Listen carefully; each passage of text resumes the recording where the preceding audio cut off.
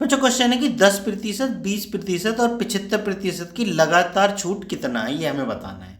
मतलब इनकी सम्मिलित छूट कितनी है। तो देखो एक तरीका तो कौन सा होता है, एक्स प्लस वाई और प्लस एक्स वाई अपॉन 100 करके जो निकालते हैं, एक तो ये तरीका होता है।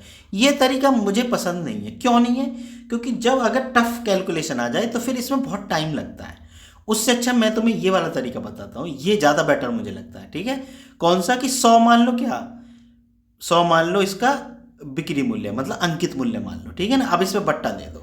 देखो ये तुम्हें इजी लगेगा, चाहे तुम करके देख लो। 100 माइनस 10/100 गुना 100 माइनस 20/100।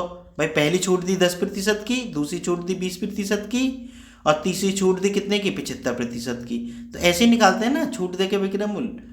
भाई 100 माइनस छूट बटे 100 करते हैं ना अंकित मूल्य में, तो क्या आ जाता है, विक्रय मूल्य आ जाता है। अब 3 छूट हमें देनी है। अब भाई इनको कैलकुलेट कर लो जरा। देखो 100 से तो 100 कट जाएगा, पहला स्टेप खत्म। अब ये कितना हो गया, 90 गुना कितना हो गया, 80/100। भाई 100 में से 20 जाएंगे 80, गुना 100 में से 75 जाएंगे 25। ठीक है, बटे 100। कैलकुलेट कर लो भाई। देखो 2 जीरो से 2 जीरो खत्म होगी ये, हाँ भाई। और 25 चौका 100, और 4 दूनी 8, तो कितना बचा, 2 और 9, 2 नाम 18 बचा। ठीक है ना। अब 18 बचा, क्या विक्रय मूल्य बचा। भाई छूट देने के बाद विक्रय मूल्य आता है। ठीक है ना, तो कितने की छूट दी गई कुल मिला के।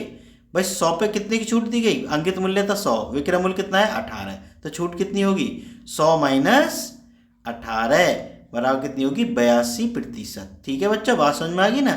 अब तुम इससे कैलकुलेट करके देखना, तो दो दो बार तो तुम्हें कैलकुलेट करना पड़ेगा और उसमें टाइम लगता है। ठीक है ना, तो मुझे ये तरीका बेसिकली ज़्यादा पसंद है। और हाँ, कहीं पॉइंटों में आ जाए तो और दिक्कत होती है, फिर उसमें नहीं कर पाते। बटे में आ जाए, पॉइंटों में आ जाए, तो सबसे बेटर तरीका यही है। इसी को आप प्रैक्टिस में ले आओ। ठीक है, प्रैक्टिस में लाना जरूरी है।